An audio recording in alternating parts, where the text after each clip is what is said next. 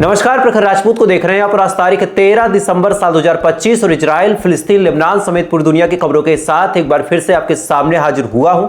इस वीडियो में हम आपको बताएंगे कि हमास और इजराइल के बीच फिर से जंगी जुनूनी, एक तरह की जो सोच है हमास के अंदर और इजराइल के अंदर, दोनों की जंग वाली सोच फिर से देखने को मिल रही है। और बहुत जल्द ये कयास लगाया जा रहा है कि आने वाले टाइम में हमास और इजराइल फिर से भिड़ेंगे। वही आज लेबनान के ऊपर इजराइल ने बड़ा हमला किया है। इस हमले में लेबनान को कितना नुकसान हुआ है, हिजबुल्लाह ने इसके रिस्पांस में क्या कुछ कहा, इसके बारे में आपको पता चलेगा। वहीं पाकिस्तान को तुर्की ने खतरनाक ड्रोन सिस्टम दिया है और इस ड्रोन सिस्टम से आने वाले टाइम में भारत की मुसीबतें, भारत की मुश्किलें लगातार बढ़ती चली जाएंगी। तो इस खबर को भी अभी हम डिटेल में जानेंगे। वहीं इस वीडियो में आपको यह भी पता चलेगा कि रशिया ने भारत को इतने अच्छे ऑफर दिए, लेकिन इसके बावजूद हमारे देश की जो सरकार है, यानी जो मोदी सरकार है, वो केवल डोनाल्ड ट्रंप से ही अपने ताल्लुकात बेहतर करने में लगी हुई है। अब ऐसा क्यों है, इसके पीछे क्या वजह है, इसके बारे में भी आपको पता चलेगा। वहीं पाकिस्तान से कुछ ऐसी खबरें निकल के सामने आई हैं जिनको जानेंगे, जिनको जब आप सुनेंगे तो सुनने के बाद आज आपके पैरों तले जमीन खिसक जाएगी। इस खबर को भी हम डिटेल में कवर करेंगे। वहीं बाबरी मस्जिद को लेकर भी बहुत बड़ी अपडेट निकल के सामने आई है, उसके बारे में भी हम आपसे डिटेल में बात करेंगे। यानी यकीन मानिए आज की जो खबर है बहुत ज्यादा अहम है, बहुत ज्यादा इंपॉर्टेंट है। इस वजह से वीडियो को लास्ट तक जरूर देखिएगा।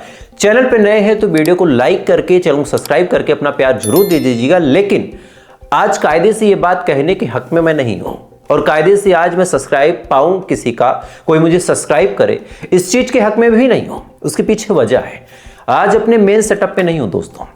जहां आपको वीडियो बना के दिखाता था वो सेटअप आज मेरे पास नहीं है, आज उस जगह से मैं दूर हूं। आज अपने पुराने सेटअप पे हूं। एक ऐसा सेटअप, जब मैंने अपना पहला चैनल क्राइम का शुरू किया था तो उस जर्नलिज्म के दौरान मुझे सिल्वर प्ले बटन जो मिली थी, आज उसको आप पीछे देख सकते हैं। इस वजह से मेरा मेन माइक मेरे पास नहीं, एक अजीब सा ये छोटा सा माइक है, इसको लेके यहाँ पे वीडियो बना रहा हूँ। तो हो सकता है कि आवाज में थोड़ी सी आपको कुछ डिस्टर्बेंस दिखे। आज उसके लिए मैं माफी चाहूंगा। एक दो दिन तक ये सिलसिला रहेगा, लेकिन हाँ, अगर आप खबरों को दिल से सुनते हैं तो आवाज और बाकी चीजों का कोई खास मतलब बचता भी नहीं है। तो अगर आप दिल से सुनते हैं तो दिल से सुनिएगा। बाकी अगर आप चाहें तो लाइक सब्सक्राइब करके अपना प्यार दीजिएगा। तब तक एक एक करके मैं आपको खबरें बताता हूं दोस्तों। और सबसे पहली, सबसे बड़ी, सबसे अहम खबर निकल के सामने आई है कि इजराइल अपनी हरकतों से बाज नहीं आ रहा, बिल्कुल बाज नहीं आ रहा। आज सुबह सुबह इजराइल ने अचानक से लेबनान के ऊपर बड़ा हमला किया और आईडीएफ ने इसके बारे में जानकारी देते हुए कहा कि हिजबुल्लाह के रौदान फोर्सेस के लोग एक जगह पे इकट्ठा हुए थे, वहां पे वो कुछ तैयारी कर रहे थे। और जैसे ही ये बात पता चले इजराइल की अथॉरिटी को, इजराइल की अथॉरिटी ने वहां पे बड़ा हमला किया और इस हमले में ठीक ठाक नुकसान हुआ है लेबनान को। और इसको लेके अब हिजबुल्लाह बुरी तरीके से भड़क उठा है और हिजबुल्लाह ने कहा है कि हम बदला जरूर लेंगे। यानी आने वाले टाइम में आपको लेबनान और इजराइल के बीच जंगी हालात और तलखियात देखने को मिल सकते हैं। हमले की इंटेंसिटी कितनी है, आप एक बार उसका पहले वीडियो देखें।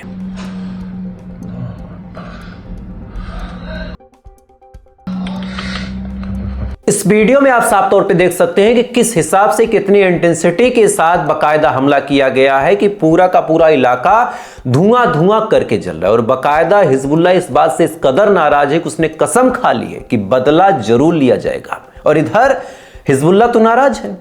इजराइल का नया कारनामा आप सुनिए। लेबनान के साथ लड़ाई लड़ते लड़ते इधर सेकेंड फेज में एंट्री करने वाले थे। इसी दौरान इनसे जब पूछा गया कि आप क्या चाहते हैं, जब इनसे पूछा गया आप क्या चाहते हैं सीज फायर को लेके, तब इजराइल के हुक्मरान, इजराइल के सबसे चीफ, इजराइल का जो सबसे बेहुदा नेता है बेंजामिन नेतन्याहू, उसने साफ तौर पे कहा कि 20 के 20 पॉइंट जो ट्रंप ने रखे हैं, जब तक वो 20 के 20 पॉइंट ट्रंप के मंजूर नहीं हो जाते, हम सीज फायर नहीं करेंगे, किसी भी सूरत हाल में नहीं करेंगे। अब 20 पॉइंट में क्या था? पहला, हमास हथियार छोड़े। दूसरा, हमास फिलिस्तीन से चला जाए। तीसरा, वहां पे कोई आर्मी नहीं होगी। चौथा, वहां पे कोई सरकार नहीं बनेगी। अब आप एक बात बताओ, इनमें से कौन सा ऐसा पॉइंट है जो कोई भी ठीक ठाक इंसान, इज्जतदार इंसान मानेगा? ऑब्वियस सी बात है, कोई नहीं मानेगा।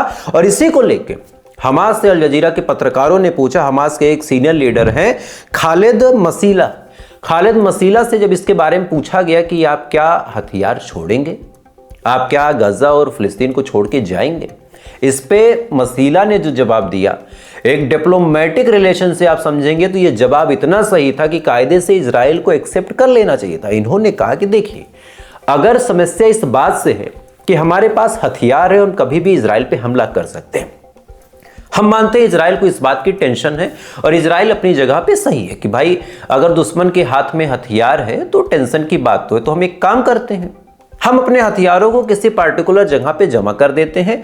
हम हाथों में हथियार लेके चलेंगे नहीं, नए हथियार बनाएंगे नहीं। जितने हमारे हथियार हैं हम किसी सेफ लोकेशन पे उसको शिफ्ट कर देते हैं। लेकिन अब ऐसा नहीं होगा कि हम अपने हथियारों को इजराइल के पैरों में रख दें। अपने हथियार हम किसी सेफ हाउस में रख देते हैं, जब जरूरत होगी निकाला जाएगा, नहीं तो पड़ा रहेगा। लेकिन अगर आप हथियारों को छोड़ने की बात करें तो यह हमको मंजूर नहीं है। आप ध्यान से देखें तो कितनी सही बात थी। लेकिन इजराइल ने यहां पे भी नाटक किया। इजराइल के प्रधानमंत्री बेंजामिन नेतन्याहू का साफ तौर पे कहना है कि भैया हथियार तो इनको छोड़ना पड़ेगा, हमारे पैरों में लाके हथियार रखेंगे तब बात बनेगी, अदरवाइज नहीं बनेगी। और ऑब्वियस सी बात है हमास ऐसा करेगा नहीं और सेकंड फेज में एंट्री होगी नहीं।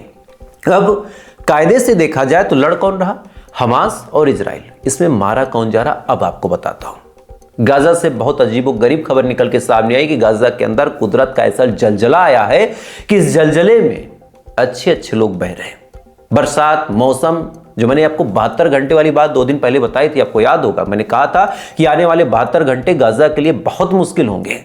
उसका दौर अब शुरू हो गया। बरसात और ठंडी हवाओं से 14 लोगों की मौत हो चुकी है और अभी भी ये सिलसिला बदस्तूर जारी है। मैं भी जब तक आपको ये रिपोर्ट बताऊं, जब आप ये न्यूज मेरी देख रहे हो, तब तक ये 14-20 भी हो सकते हैं। यानी कुदरत का ऐसा जलजला, ऐसा कहर वहां पे टूटा है कि 20 लोगों की भी मौत हो सकती है, हालांकि 14 मर चुके हैं। खैर, इधर ये तमाम चीजें दोस्तों चल रही हैं, लगातार ये चीजें चल रही हैं, लेकिन इजराइल अपनी हरकतों से बाज नहीं आ रहा है। आज हेब्रोन से एक वीडियो निकल के सामने आया कि यहां पे महिलाओं को अरेस्ट किया जा रहा है। अल जजीरा के हवाले से ये खबर आपको बता रहा हूं। अल जजीरा में आप इसकी स्क्रीनशॉट को मैं अपने एडिटर से बोलूंगा आपको सामने दिखा दे कि किस हिसाब से अरेस्ट किया जा रहा, और उसका वीडियो भी सोशल मीडिया पे वायरल हो रहा। आप एक काम करें, पहले वीडियो देख लें।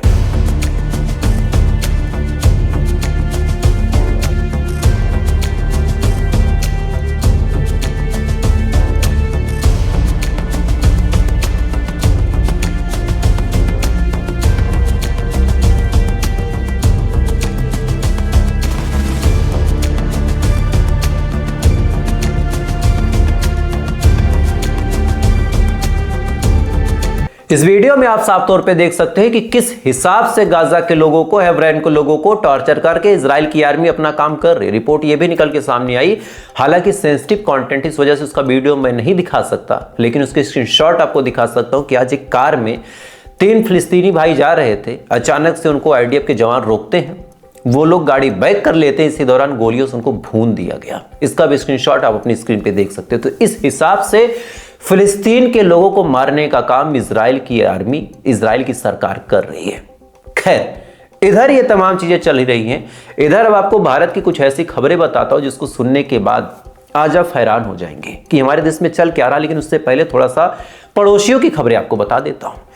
पड़ोसी के जो प्रधानमंत्री हैं शहबाज शरीफ भाई साहब, आरटी हिंदी की रिपोर्ट है कि ये मिलने गए थे पुतिन से। चूंकि पुतिन और एर्दोगान की मीटिंग चल रही थी, इसी दौरान ये भाई साहब 43 मिनट तक वेट करते रहे कि पुतिन आएंगे तो मुझसे मिलेंगे, मुझसे बातचीत करेंगे। लेकिन ताज्जुब की बात यह है कि पुतिन को पता था कि शहबाज शरीफ यानी पाकिस्तान के प्राइम मिनिस्टर बैठे इंतजार कर रहे, लेकिन पुतिन निकले नहीं, इनसे मिले नहीं और चुपचाप अपनी गाड़ी में बैठ के चले गए। इवन कोई मैसेज तक नहीं भिजवाया कि भैया हम आपसे नहीं मिल पा रहे यार, उसके लिए सॉरी। तो इस लेवल की इनकी पूरी दुनिया में बेइज्जती हो रही है। आज पाकिस्तान के एक जर्नलिस्ट है जिनका नाम है जाहिद जिस्कोरी, ये पाकिस्तान के माने जाने जर्नलिस्ट, इन्होंने एक आर्टिकल साझा किया है और इस आर्टिकल ने पूरी दुनिया के सामने पाकिस्तान की कलई खोद के रख दी। वो पाकिस्तान जो पूरी दुनिया के सामने दावा करता है कि भाई हम तो मुस्लिम कंट्री है, हमारी बड़ी इज्जत है, पूरी दुनिया के लोग हमसे डरते हैं, पूरी दुनिया में हमारा सम्मान है। लेकिन आज इनकी कितनी हैसियत है इसको आप ऐसे जाने कि सऊदी अरब ने 2014 से लेकर 2024 तक 170 पाकिस्तानियों को फांसी दे दी है। 170 पाकिस्तानियों को लटका दिया है। ताजुब की बात यह है कि 2024 में ही 21 को लटकाया है। भारत का एक भी नहीं है, सब पाकिस्तान के ईमान वाले। और सुनिए, महिलाएं भी भाई साहब पीछे नहीं, 22 ऐसी महिलाएं हैं जिनको सजाए मौत मिली है, इनको भी आने वाले टाइम में लटका दिया जाएगा। और इसको लेके जो पत्रकार हैं जाहिद जिस्कोरी, इन्होंने एक दुख साझा किया है। सरकार से रिक्वेस्ट की है कि इस मामले पे आप ध्यान दें, नहीं तो पूरी दुनिया में हम कहीं मुंह दिखाने लायक नहीं रह जाएंगे, इंटरनेशनल बैकलिस्ट हो सकते हैं। खैर, ये तो मजाक वाली खबर थी। पाकिस्तानी कहाँ बेइज्जत हो रहे हो मैंने आपको बता दिया। भारत के दुश्मन है तो बेइज्जत होंगे तो मैं तो ताली बजा के हंसूंगा, और इसमें मुझे कोई शर्म भी नहीं है, क्योंकि मेरे देश का अगर कोई दुश्मन है तो मेरे अंदर इतनी इंसानियत नहीं कि मैं उसकी बुराई पे हंसूंगा, बिल्कुल हंसूंगा भाई। लेकिन पाकिस्तान कहां कहां तरक्की कर रहा दोस्तों, ये भी आप जान लें। पुतिन से मीटिंग के दौरान एर्दोगान जब बिजी थे, पाकिस्तान के प्राइम मिनिस्टर मिलने पहुंचे, वो नहीं मिले, ये तो एक खबर है। लेकिन इससे भी बड़ी खबर ये है कि भाई साहब अब जो तुर्की है उसने एक ऐसा ड्रोन देने की बात कर दी जिससे भारत की टेंशन बढ़ेगी। पहले तुर्की ने पाकिस्तान को TB2 ड्रोन दिया था और इस ड्रोन ने भारत के ऊपर हमले की कोशिश तो की, लेकिन उस टाइम हमारा जो S-400 था उसके रडार ने इस TB2 ड्रोन को पकड़ा और पकड़ने के बाद इसको गिरा दिया। भारत को कोई इतना सा नुकसान नहीं हुआ। लेकिन अब ताजुब भरी बात यह है कि इस बार तुर्की ने कहा है कि वो अपना AN/KA-3 स्टील्थ ड्रोन देगा। इस ड्रोन की सबसे बड़ी खासियत यह है कि ये किसी भी रडार में नहीं आएगा, और अगर ये रडार में ही ना आए तो फिर हमारा डिफेंस सिस्टम किस काम का? बड़ा सिंपल सा सवाल है। अगर ये रडार में ही नहीं आएगा तो अपना डिफेंस सिस्टम किस काम का? और ताजुब भरी बात यह है कि भारत को भी कुछ ऐसी टेक्नोलॉजी मिलने के लिए रशिया यहां बैठा था। न्यूज आपके सामने, आप अपने सामने इस न्यूज को पढ़ें और देखें कि रशिया की कंपनी भारत के सामने तमाम हथियारों के बारे में बात कर रही थी। कभी रशिया कह रहा था Su-57 ले लो, कभी कह रहा था न्यूक्लियर सबमरीन ले लो, कभी कह रहा था एयर डिफेंस सिस्टम ले लो। लेकिन हमारे देश के प्राइम मिनिस्टर, हमारे देश के डिफेंस मिनिस्टर मोदी साहब, राजनाथ साहब, एक बार बता तो दो भैया काहे नहीं ले रहे हो रशिया से? और रशिया से नहीं लोगे तो क्या घूम फिरा के अमेरिका के खेमे में फिर जाओगे? और अगर वहीं जाना है तो फिर रशिया को बार बार अपने देश में क्यों बुलाना? वो अमेरिका जो आपके ऊपर सेंसस लगाता है, वो अमेरिका जो आपके ऊपर टैरिफ और ट्रैफिक लगाता है, कहता है कि भारत को हम काम तक नहीं करने देंगे, आप उससे हथियार लेते हो। और उससे नहीं लेना है तो फिर रशिया से डील करने में इतना टाइम क्यों? आज हमारे पास 5th जनरेशन का कुछ भी नहीं है। पाकिस्तान के पास है, उसके पास स्टील्थ ड्रोन है, हमारे पास क्या है? अगर ऐसा सवाल आप पूछो तो आप देशद्रोही हो, आप गद्दार हो। लेकिन होना चाहिए दोस्तों, नहीं होगा तो आप कहां जाओगे? कैसे बचाओगे अपने देश को? यह हमारे देश का असल मुद्दा था, लेकिन मुद्दा क्या बन के रह गया वो आपको बता देता हूं। और यही खबर मैंने आपको शुरू में कहा था कि भारत की वो खबरें आप जानिए जो आपको गोदी मीडिया भी नहीं बताएगा। और इधर ये जो लेफ्ट विंग वाले जो अपने आप को मुसलमानों का खलीफा बना के बताते हैं, वो मुसलमानों की गलती तक नहीं बता सकते। खबर आप सुनिए। पहली खबर आप ये जानिए कि भाई साहब बाबरी मस्जिद बनी, इसके बारे में मैंने आपको बढ़ चढ़ के बताया, इतना किसी ने नहीं बताया। करोड़ों रुपए चंदा आया, करोड़ों रुपए की चीजें आई, बाबरी मस्जिद बन गई। एक नया विवादित मैटर हुआ शुरू। अब आपको लगेगा भाई कैसे शुरू, तो आप सुनो। एक भाई साहब इतने खलियर, इनका नाम तो अभी तक निकल के सामने नहीं है, पहुंच गए हैं इस समय हाईकोर्ट कलकत्ता के, और इन्होंने कहा कि भाई साहब मस्जिद तो बना ली, लेकिन जिस जमीन पे बनाया है वो थोड़ा सा विवादित है, और इस जमीन पे कुछ तो ऐसी चीजें हैं जो नहीं होनी चाहिए थी, और सुप्रीम कोर्ट और हाई कोर्ट इस पे संज्ञान ले और ये इनलीगल मस्जिद बन रही, इसको रोका जाए। अब ये भाई साहब पहुंच गए कोर्ट का दरवाजा इन्होंने खटखटाया, कोर्ट ने अभी कुछ इस पे रिस्पॉन्स नहीं दिया। लेकिन खुदा ना खास्ता कोर्ट अगर इस पे सुनवाई करना शुरू कर दे तो इस देश के मुसलमान को लगेगा कि देखो हमारी एक मस्जिद बनी और कोर्ट उसमें कूद पड़ा, बिना ये जाने सुने कि मस्जिद सच में लीगल थी, गलत थी, गैरकानूनी थी, क्या था। पहला बात। अब दूसरी बात यह है कि क्या बाबरी मस्जिद के नाम पे इतना बवाल करना जरूरी था? शांति से मोहम्मद साहब के नाम पे एक मस्जिद बना के खुशियों के लड्डू बांटे जा सकते थे, तो फिर बाबरी मस्जिद नाम डाल के जानबूझ के वहां कंट्रोवर्सी क्यों क्रिएट करना था? और अगर वो किसी ने बाबरी मस्जिद बना ही दी थी तो दूसरा सवाल बहुत बड़ा निकल के सामने आता है कि कौन सा वो खाली आदमी था जो पहुंच गया हाई कोर्ट। इस देश में इतने ज्वलनशील मुद्दे हैं, रोजगार है, नौकरी है, अस्पताल है, शिक्षा है, उसको हटा के मस्जिद के नाम पे लोग कोर्ट पहुंच जा रहे, इतने खाली है। चलिए, ये तो लीगल लड़ाई, ये तो चलती रहेगी। अब आपको दूसरी खबर बता देता हूं। अभी आपको स्क्रीन पे एक वीडियो दिखाता हूं, पहले वीडियो आप देख लें।